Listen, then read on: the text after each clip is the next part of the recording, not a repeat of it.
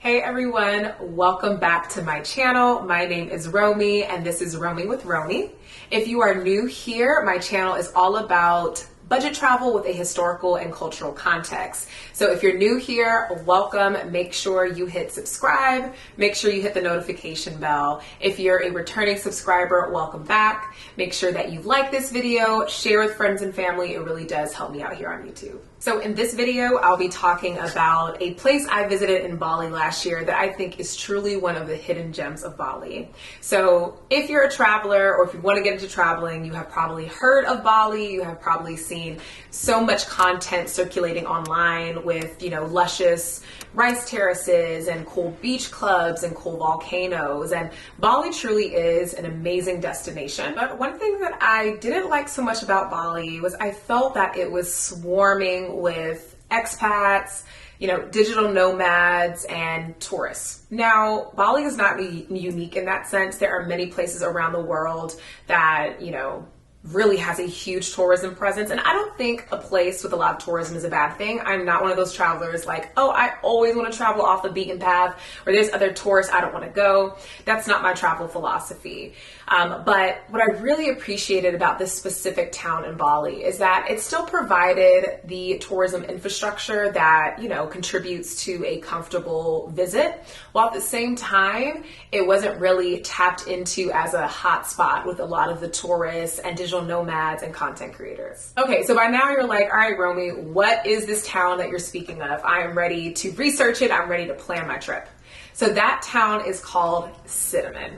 Sideman is a town located in the Bangli Regency of Bali. So it's located towards the center of the island and it's about an hour drive from Ubud, which is a very popular spot in Bali for good reason. What I really liked about Sideman is that there was a strong local presence. You got to see how local Balinese people lived in their communities, how the children went to school, how people went to the markets, and it really felt like I was immersed in their community.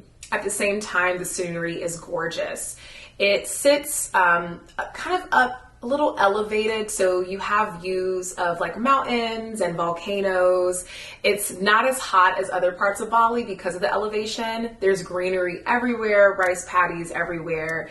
And it was just absolutely gorgeous. Now that I've talked about Sideman, where you should stay. When we went to Sideman, and it was a group of 5 of us, we stayed at the Mahagiri Panoramic Resort and Restaurant. It is a local Indonesian-owned hotel, which we really appreciated to support locals. And it was an absolutely beautiful property. It was extremely cost-effective. Our room was about $25 a night. It wasn't super luxury. It was a little, you could tell it was a little bit on the budget side. Some of the furniture was a little outdated. Some of the things in the bathroom or the design of the bathroom was a little outdated. But again, it provides a place to sleep. It provides a place to shower. And again, you're supporting local business people. I also really appreciated the restaurant at the hotel. I think what really is the big kind of breadwinner for that resort is that the restaurant sits on top of a hill that overlooks this huge rice paddy. And right there in the distance, if it is not a cloudy day, you can see a clear view of Mount Batur. It is absolutely gorgeous. And we spent so much time just sitting at the restaurant, ordering smoothies, food, just to really take in the view. At Mahagiri, all of the rooms are these tiny villas. So there's 2 rooms that share one villa building, but of course you have your own private bathroom, your own private room. Each room has a porch and there's a pool, and the property itself has a lot of walking areas and gardens. So I did spend some time walking through the gardens and sitting and meditating.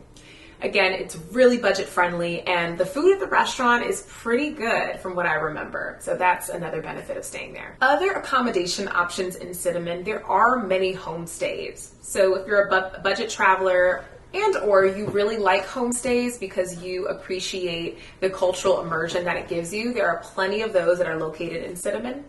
It just takes a quick Google search, or you can also try looking on Airbnb to find places where locals are opening up their home. If you are looking for a more high-end or really unique experience, we came across 2 different hotels in Sideman, 2 different boutique hotels that were Absolutely gorgeous, absolutely mind-blowing. To this day, I'm still thinking about those hotels. So I haven't looked up the price point, so I can't tell you what price range those two hotels are. But if you're interested, I remember the names of the hotels because we had dinner at their restaurants on 2 different nights. I may be mispronouncing these, but I'll try my best. The first boutique hotel is called Wapa Di Ume Sideman. This is probably the most gorgeous hotel I've ever seen. If you look it up, and I'll include the website and their Instagram in the description box, you'll see that they have this cascading pool on a hill, and all of the rooms are like their own mini villas, and the restaurant is called the Sleeping Gajah. It was absolutely amazing, wonderful drink, wonderful food, very luxurious, but because it's Bali, it's still affordable if you're comparing a similar type of restaurant in the US or the UK or Europe. The second boutique hotel we visited is called Samanvaya Sideman. It's an adult-only eco resort and spa, and we visited their restaurant called Asri Dining. The best meal that I had during my entire 2 weeks in Bali. Actually, the meal that I had at the Asri restaurant is the best meal that I had during my entire 5-week trip around Asia. One, I was really hungry because that day we ended up celebrating at a local Balinese cremation ceremony, which I'll get to in a moment. So after that day, I was famished. We had reservations and we ended up going a little early because everyone was so tired and hungry.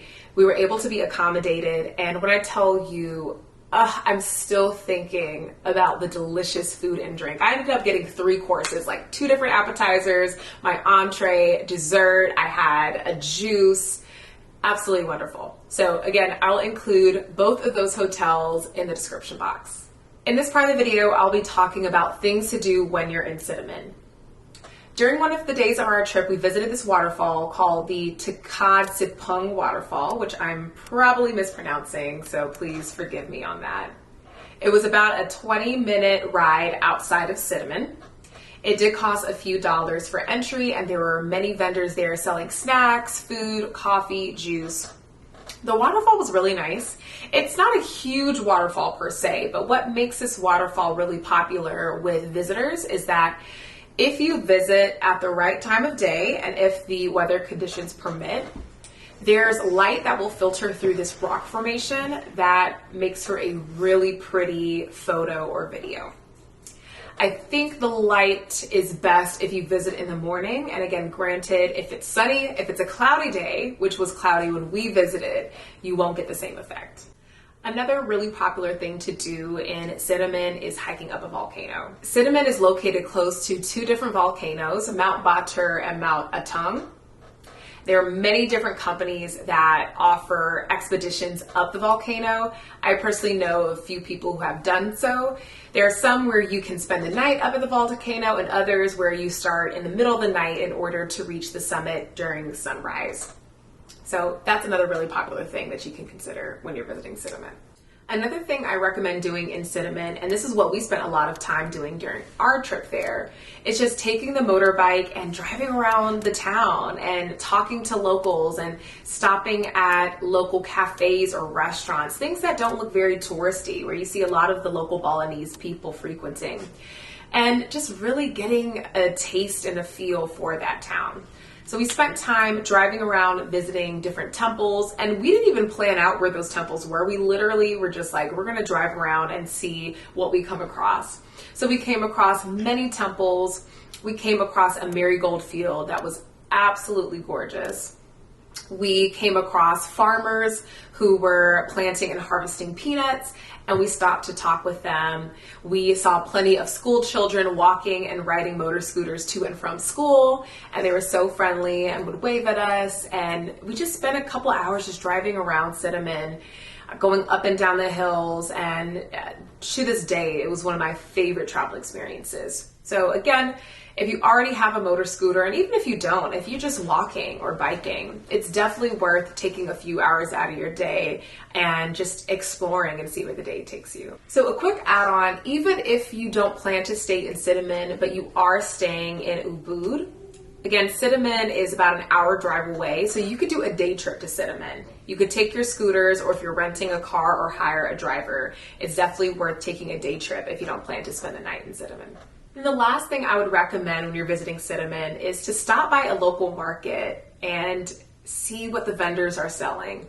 Talk to local Balinese people, and you never know what may come out of that. During our time in Bali, we met and acquainted with a local vendor who had a setup outside, on the street, who was selling offerings.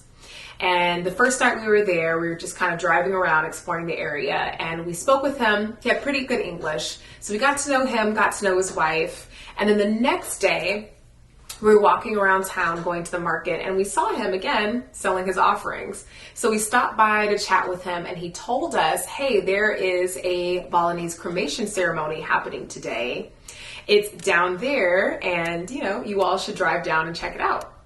So we thought it was cool. Again, if we didn't get to know this guy and connect with him, we might have never known there was a Balinese cremation ceremony happening.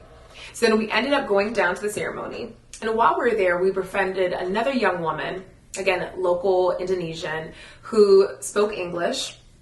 And she was telling us all about the ceremony. She invited us to really participate and sit with the rest of the community while the ceremony was taking place. And she even invited us to go back to her family's compound where they were serving tea and coffee and snacks. And when I tell you, we were literally immersed in that community. And they were so welcoming, so friendly. The children and people looked at us because clearly we were not from the community, and they probably couldn't even imagine what countries we were from. But the fact that they even allowed us to come in their private homes and in their compound and be a part of a ceremony that is so integral to their culture and to their people was definitely one of the best travel experiences that I've had so far in my life. Not just in that particular trip to Asia, but in my life. Top 5 experiences. One that I will surely remember for years and years to come.